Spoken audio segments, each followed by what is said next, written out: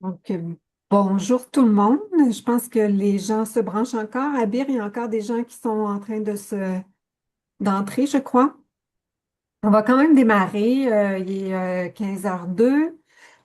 Comme vous le savez, les forums de trucs de pro sont organisés en partenariat, en fait, entre le CEREC, le Society of Ecological Restoration Eastern Canada, le ministère de l'Environnement, Canard illimité, et le projet rare sur la restauration des milieux humides.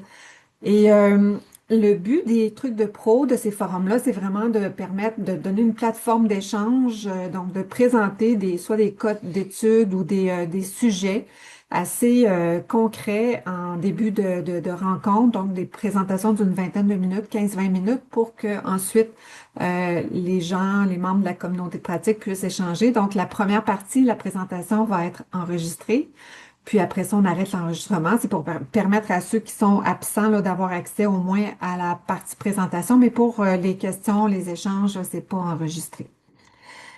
Donc, on peut échanger plus librement. J'en profite tout de suite pour dire à ceux et celles qui voudraient nous donner des suggestions pour des sujets à venir pour l'hiver qui s'en vient, l'hiver 2026. On aimerait ça continuer les forums de trucs de pro. On est en train de regarder à monter un petit horaire. Donc, gênez-vous pas, ces forums-là sont là pour les praticiens et ils peuvent être organisés par les praticiens. Donc, écrivez-nous peut-être dans le chat des sujets ou des personnes clés que vous aimeriez qu'on invite là, comme animateur là, pour les forums. Je vais tout de suite passer la parole à Maxime. Maxime, c'est un biologiste et un botaniste qui a un doctorat sur les techniques de stabilisation de berges par le génie végétal, entre autres, et la biodiversité associée à ces ouvrages-là. Il est responsable d'un programme de réhabilitation à la Ville de Montréal et aussi chargé de cours en écologie végétale à l'Université de Montréal et il est aussi certifié là, comme professionnel à la Société pour la restauration écologique. Donc, je vais tout de suite passer la main à Maxime qui va nous présenter sur la sélection des espèces pour la restauration des berges au travers de cas concrets. Donc, Maxime, je te laisse la parole. Merci Monique pour l'introduction. Merci aux organisateurs pour l'invitation. La Société pour la restauration écologique, le projet rare et puis Canard illimité. Euh, je, je vais avoir beaucoup de stock à vous présenter là dans les 20 prochaines minutes. Fait que ouvrez grand vos oreilles, puis notez vos questions. Et juste pour essayer de prévoir des questions qui soient pas trop dépendantes d'un contexte, mais qui soient assez larges là pour qu'elles puissent être applicables à d'autres sites, même si on sait que les projets de restauration, c'est très dépendant du contexte. Fait que voilà. On parle aujourd'hui de biodiversité et d'aménagement de berges, mes deux sujets chouchous. Je suis très content là de présenter là-dessus aujourd'hui euh, une berge, un milieu riverain, donc des zones qui présentent une grande diversité de physionomie, généralement en pente, à l'interface entre un milieu terrestre et un milieu aquatique et sous l'influence régulière de ce dernier. Et puis toutes ces caractéristiques-là euh, vont, euh, vont de ces propriétés-là vont émerger là, des caractéristiques principales là, des milieux riverains. Ça, c'est quelque chose que j'avais déjà présenté là, à la classe de maître sur le génie végétal en 2024. Euh, c'est des milieux qui sont sous l'influence de processus exogènes qui s'exercent à l'échelle du bassin versant, qui présentent, comme je l'ai dit, une grande variété de physionomie, puis également une grande variété de micro-habitats biogènes. Et c'est ces propriétés émergentes-là qui vont nous aider, nous guider dans la restauration des milieux riverains. Euh, et puis, voilà, c'est un petit peu mon speech là pour comment amener de la biodiversité dans les aménagements de berges. Ben, en considérant les modèles naturels, justement à l'échelle du bassin versant, en implantant directement dans les aménagements plusieurs techniques qui vont offrir comme, c'est ça, une physionomie différente à nos aménagements, et puis implanter également une grande diversité dès le départ dans les aménagements. Et puis pourquoi euh, mettre de la biodiversité dans les aménagements de berges, dans les opérations de restauration? Ben, d'une part, parce que les milieux riverains sont intrinsèquement des milieux qui sont très biodiversifiés, avec une composition des communautés végétales qui est généralement différente de celle des milieux terrestres. Et puis aussi, parce que c'est en mettant plus de biodiversité, ben, généralement, on va ramener plus de fonctions, dont par exemple la fonction structurelle des végétaux. C'est plus la petite icône de gauche. Puis également parce que en amenant en recréant des milieux qui sont plus biodiversifiés, avec plus d'espèces, généralement, on contribue de manière plus importante à l'esthétique paysagère, à la perception sociale là, des aménagements de berges. Donc on voit que la biodiversité est un élément qui est central dans les aménagements. Puis pour bien faire ça, pour mettre les bonnes espèces dans les aménagements de berges, ben, c'est important de connaître nos milieux naturels. C'est eux qui vont orienter les opérations de restauration. Donc, euh, euh, et puis également, les milieux naturels, c'est ceux qui ils constituent l'état initial là, de nos opérations. Je prends quelques minutes pour parler de l'importance de prendre en compte deux types d'états initiaux dans les opérations de restauration.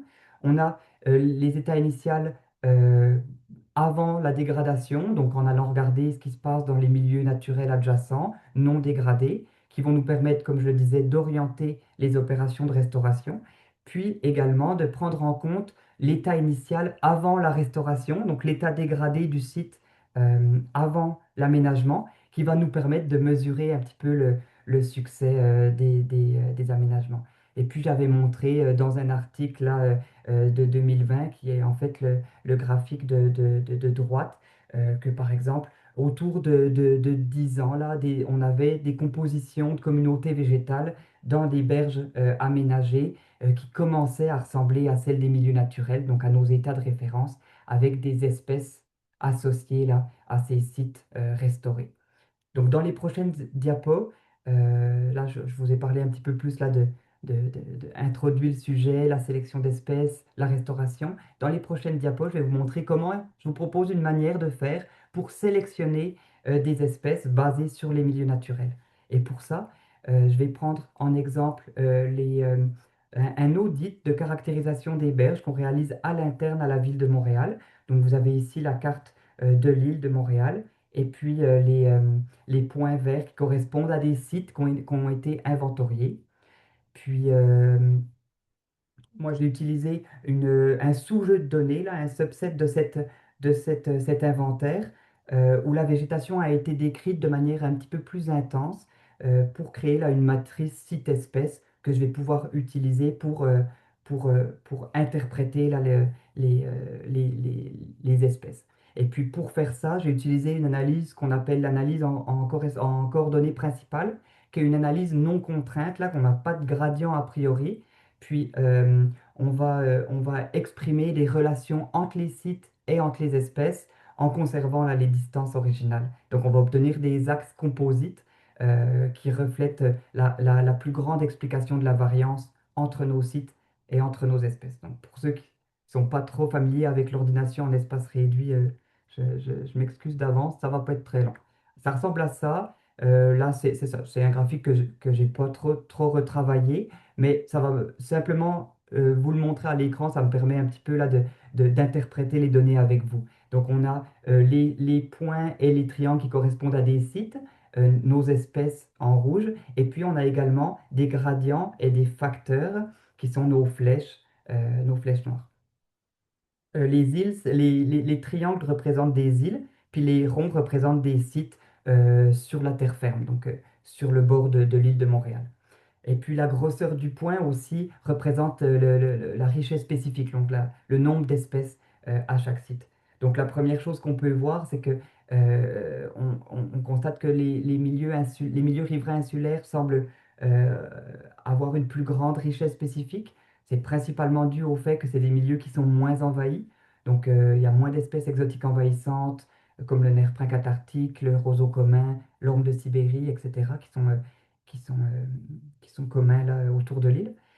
Et puis, ben, on a des facteurs explicatifs, là, donc justement l'insularité, et puis des facteurs plus liés, plus liés à l'échelle locale, là, donc vitesse du courant, qui est évidemment très liée à la granulométrie du substrat, la pente du cours d'eau, donc c'est tout des variables qui pourraient nous aider à choisir les espèces. J'attire votre attention également sur les trois centroïdes, donc qui sont euh, les trois paires de lettres en bleu, là, qui sont les trois hydrosystèmes autour de Montréal. Donc on a le lac des Deux Montagnes à l'ouest, la rivière des Prairies au nord, et puis le fleuve Saint-Laurent à l'ouest et au sud. Et puis on voit que nos communautés végétales riveraines sont fortement structurées là, selon ces trois centroïdes, puisqu'ils sont très séparés sur l'ordination. Euh, donc ça va nous permettre de sélectionner un petit peu nos espèces en fonction des sites où on va implanter nos aménagements. Et puis si je reviens à la carte là, de l'île de Montréal, puis de l'archipel d'Hochelaga, euh, je vais vous montrer là les trois sites où on a réalisé à l'interne des projets pilotes. Donc, on a un site qui a été de restauration de berges qui a été réalisé au Cap Saint-Jacques, donc sur le bord du lac des Deux Montagnes. On a un site le long de la rivière des Prairies, au parc nature du Bois de Liesse. Et puis, on a un site sur le bord du fleuve Saint-Laurent, au parc de la promenade Belle-Rive. Et puis, en utilisant les trois grands gradients qu'on voyait sur l'ordination juste avant, ben, on va être capable de créer des listes d'espèces en utilisant une analyse qu'on appelle l'analyse d'espèces indicatrices, qui va identifier les espèces caractéristiques là, de, de, de sites, de groupes de sites avec deux critères, la fidélité, donc est-ce que l'espèce est présente partout dans le groupe, et puis la spécificité, est-ce que l'espèce est fréquente à l'intérieur du groupe. Et puis, je vous donne ici, par exemple, les listes d'espèces indicatrices en fonction des hydrosystèmes. Donc là, j'ai poulé lac des Deux Montagnes et rivière des Prairies pour avoir plus d'explications de la variance, pour avoir une analyse plus puissante. Et puis, on a des espèces voilà, indicatrices de l'hydrosystème du fleuve Saint-Laurent. Et puis, pourquoi pas aussi sortir une liste d'espèces indicatrices des milieux riverains insulaires qui nous permettent là d'avoir des cibles de restauration, puisqu'on sait que c'est des sites qui sont moins impactés là, par les activités anthropiques et puis moins envahis également. Aussi, ce que je trouve intéressant dans le graphique, c'est que dans ces listes d'espèces, c'est qu'on voit certaines espèces typiques de berges restaurées depuis longtemps, donc des espèces qu'on pourrait implanter dès le début dans nos aménagements de berges pour accélérer un petit peu là, la, la succession végétale vers des stades plus avancés. On voit aussi qu'il y a des espèces, par exemple, des espèces de saules, donc des espèces ingénieurs de nos milieux riverains, puis des espèces de graminées à pores cespiteux, Sorghastrum, l'aspartine. On a également le cirque piquant, qui sont des espèces qui sont aussi des espèces ingénieurs, donc qui vont nous permettre là d'accélérer un petit peu les opérations de restauration. Donc voilà pour ce qui est de la sélection des espèces. Maintenant, je vais vous présenter plusieurs projets pilotes. Je vais essayer d'aller assez rapidement. Premier projet pilote qu'on a réalisé en 2024, un site un site, on ne peut pas dire fortement, un peu érodé, avec une encoche d'érosion quand même là de 40 à 50 cm, mais surtout un site qui est fortement fréquenté. Donc il y a beaucoup de piétinement. Et puis, on est allé planifier là, un aménagement. Donc voilà à quoi ressemble le plan de plantation. On voit que c'est assez dense. Six espèces, six techniques pardon, d'implantation de berges utilisées. 14 espèces utilisées également sur 25 mètres, donc c'est assez dense. 330 pieux vivants qui ont été implantés dans l'aménagement. Et puis voilà à quoi ça peut ressembler là, une fois que l'aménagement est fait. Donc très rapidement, là, je vous montre un petit peu les techniques. On avait la fascine, les tressages, les 330 pieux vivants. On a implanté des boutures, cornus en haut de talus, myrique baumier et céphalanthe aussi en pied de talus, des arbustes et puis des élophytes. Donc pas oublier les herbacées dans nos aménagements, c'est toujours bien important. Et puis, simplement pour apporter une petite précision aussi, l'objectif de ce projet, c'était de tester la survie et la croissance de plusieurs espèces qui sont rarement utilisées, par exemple le saule brillant, Salix lucida, le myrique baumier, le céphalanthe occidental, puis de mettre à l'épreuve la résistance de certaines techniques aux vagues, aux glaces, qui sont des conditions qui sont omniprésentes là dans l'archipel de Chelaga. J'attire aussi votre attention sur les niveaux d'eau auxquels ont été implantés les aménagements. Donc, on a le niveau d'étiage qui est à peu près ici, le niveau moyen qui est ici, puis la limite du littoral, donc qui est à peu près confondu avec la limite, le niveau de crue de récurrence 2 ans, qui est un petit peu plus haut. Avec nos zones 1, 2, 3, vous allez revoir quand je vais parler des résultats. Deuxième projet, projet du bois de liesse. Donc, on a un milieu avec un enrochement dysfonctionnel. Puis là, on a pareil, voulu implanter des boutures. C'est plus des pieux, là, c'est des boutures. Euh, on a implanté 7 espèces qui ont été récoltées dans nos parcs, à l'interne, par nous, puis qu'on a stockées à la pépinière municipale, là, donc dans des conditions réfrigérées. 7 espèces utilisées, je l'ai dit. Et puis, je trouvais ça intéressant aussi, si on tourne la tête un petit peu, qu'on regarde de l'autre côté, dans la berge qui est naturelle, qui n'est pas dégradée, ben, je trouvais intéressant de voir que même là, on voit des petits bosquets d'espèces arbustives, puis en fait, on constate que c'est Salix seriocephala, Salix intérieur, donc des espèces qui sont présentes naturellement, puis qu'on a choisi d'implanter dans nos aménagements.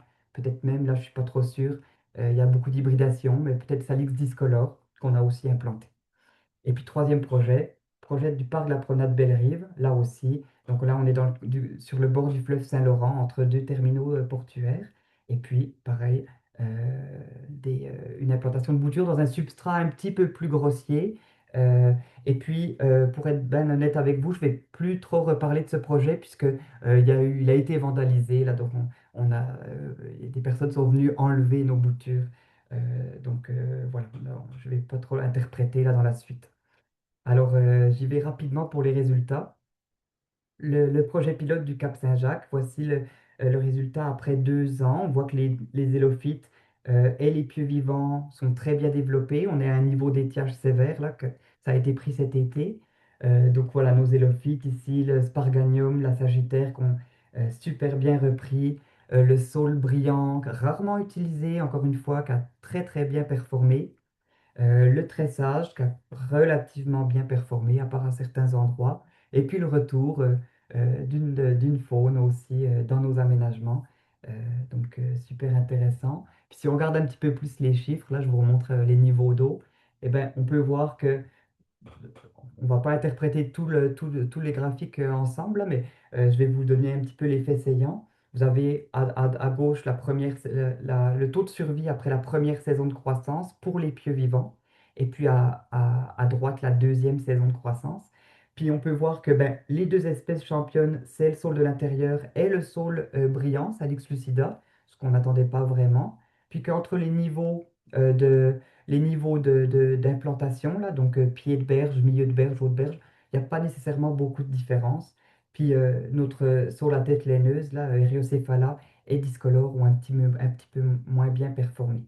On voit aussi que pour les deux espèces qui ont bien performé, on a des taux de survie qui sont situés entre 90 et 100% après une première année de croissance et puis qui descend un petit peu, mais qui est quand même autour de 80% là pour la deuxième saison de croissance. Donc c'est quand même intéressant. Puis c'est un peu cohérent avec une petite expérience là, avec laquelle j'avais participé en conditions semi-contrôlées, qui nous disait par exemple que Hériocéphalais était un petit peu moins tolérant à des niveaux d'inondation prolongés. Je vous ai parlé de la survie. Pour ce qui est de la croissance, ben, on voit aussi que la production de biomasse aérienne, donc de tiges et de feuilles, là, qui est là exprimée en longueur moyenne des tiges produites, ben, encore une fois, les deux grands champions, là, c'est Interior et Lucida. Puis si je détaille, en bleu, vous avez la croissance globale et puis en vert, vous avez par hauteur de berge. Donc on pouvait voir aussi il semblait y avoir un petit peu plus de croissance en pied de berge et en milieu de berge qu'en haut de berge. Et puis voilà, après la deuxième année de croissance, les tendances se maintiennent. Donc on avait plus d'1 mètre là, de tiges en moyenne pour intérieur. Donc voilà, des résultats intéressants qu'on va continuer de suivre là, dans les futures années. Et puis pour le projet du bois de liesse, c'est bientôt fini. Voilà le résultat là, après une année de croissance. Donc ça, c'est un site qui a été implanté cette année. Euh, un résultat intéressant, 30% des boutures ont été grignotées par un ou des castors à des degrés d'intensité différentes là. Et puis une espèce qu'on n'utilisait pas trop, puis qui est peu utilisée au Québec là, en bouture notamment, le céphalanthe occidental, qui est une ancienne plante rare par exemple, ben, qui a très très bien performé là, à ce site-là. On voit les petites étiquettes qui nous permettent de suivre les individus. Et puis le Cornus aussi, qui avait très peu réussi dans le projet du Cap Saint-Jacques, et qui ici a plutôt bien performé. Alors en termes de survie, ben, on a des survies pour les trois espèces principales, donc saule de l'intérieur, Heliocéphala et le céphalanthe. On a des taux de survie de 80% à 90%, donc c'est très bon. On a essayé de mettre du physocarpe, qui a pas très bien performé, mais il y avait des petits enjeux là. Il s'est fait grignoter par des souris à la pépinière pendant l'entreposage, fait que on va lui laisser le bénéfice du doute. Et puis pour ce qui est de la croissance moyenne par espèce, les saules sont les champions là, donc on avait quand même une croissance moyenne pour une première année de croissance là, qui était similaire et la plus haute pour les trois saules. Voilà, est-ce que j'oublie de vous dire quelque chose? Je crois pas. Juste un petit détail aussi, ben, le castor, on a constaté qu'il s'intéressait principalement là au saule, donc pour lui c'est du bonbon, notamment intérieur Heliocéphala, mais que pour un grignotage superficiel, donc de classe 1, on avait classé l'intensité du broutage par le castor, ben, pour une intensité 1 où il coupait la tige à peu près à moitié, ben, on ne voyait pas vraiment de différence dans la croissance là, des boutures. Euh, voilà, c'était tout pour aujourd'hui. Donc, merci à tout le monde pour votre attention. Merci à toute mon équipe de la section Berge et plus largement, merci au service des grands parcs du Mont-Royal et des Sports de la ville de Montréal. Et merci, voilà, et je serai prêt à prendre des questions si vous en avez. Merci beaucoup, Maxime. Ceux qui ont des questions, là, je vois pas de